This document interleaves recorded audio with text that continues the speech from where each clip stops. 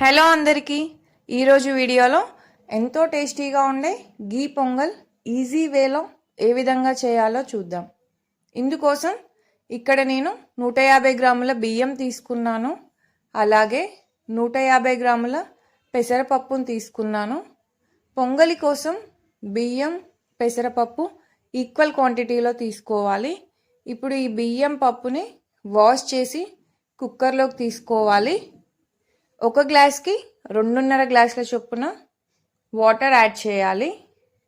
మీరు ఈ పప్పు బియ్యం బయట గిన్నెలో అయినా ఉడికించుకోవచ్చు, లేదు అంటే కుక్కర్లో అయినా ఉడికించుకోవచ్చు. కుక్కర్లో అయితే ఒక 5 విజిల్స్ వచ్చే వరకు ఉడికించుకోవాలి. బయట ఉడికించుకోవాలి అనుకుంటే ఒక హాఫ్ అన్ అవర్ ముందే పప్పు బియ్యం నానబెట్టుకోవాలి. ఇక్కడ నేను రైస్ పప్పు టోటల్గా కలిపి 300 గ్రామ్స్ తీసుకున్నాను. అందుకోసం 2 పెద్ద సైజ్ పచ్చిమిర్చి, 10 గ్రాముల అల్లం, 10 జీడిపప్పుని కట్ చేసి తీసుకున్నాను. అలాగే 40 మిరియాలను తీసుకున్నాను. మనం తీసుకున్న పచ్చిమిర్చి, అల్లం చిన్న ముక్కలుగా కట్ చేసుకొని పెట్టుకోవాలి. ఇప్పుడు తాలింపుని ప్రిపేర్ చేసుకుందాం.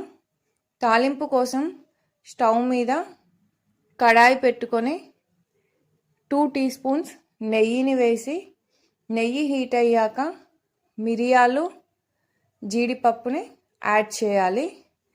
వీటిని వేయించుకోవాలి.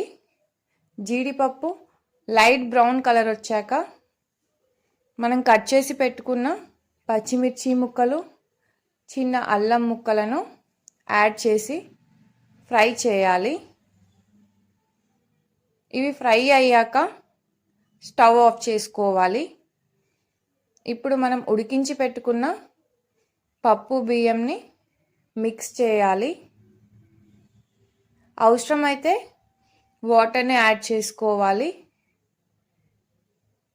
వాటర్ యాడ్ చేసి మిక్స్ చేయాలి.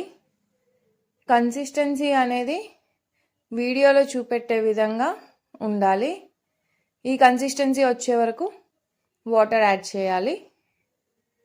ఇప్పుడు స్టవ్ మీద మనం ప్రిపేర్ చేసి పెట్టుకున్న తాలింపు గిన్నెను పెట్టి స్టవ్ ఆన్ చేసి ఉడికించి పెట్టుకున్న పప్పు బియ్యం ఇందులోకి యాడ్ చేసుకోవాలి. తాలింపుతోని ఒకసారి ఇదంతా మిక్స్ చేయాలి. ఫ్లేమ్ అనేది సిమ్లోనే పెట్టుకొని మిక్స్ చేయాలి ఒక 2 నిమిషాల పాటు. ఇప్పుడు ఇందులోకి రుచికి తగినంత ఉప్పుని వేసి మరో నిమిషం పాటు మిక్స్ చేయాలి. అంతే, ఎంతో రుచిగా ఉండే పొంగలి రెడీ. ఒకవేళ మీకు వీలైతే మీరు ట్రై చేయండి ఈ ప్రాసెస్లో పొంగలి చేయడం. అలాగే ఈ పొంగలిలోకి మంచి కాంబినేషన్ అంటే పల్లీ chutney. And thank you for watching the video.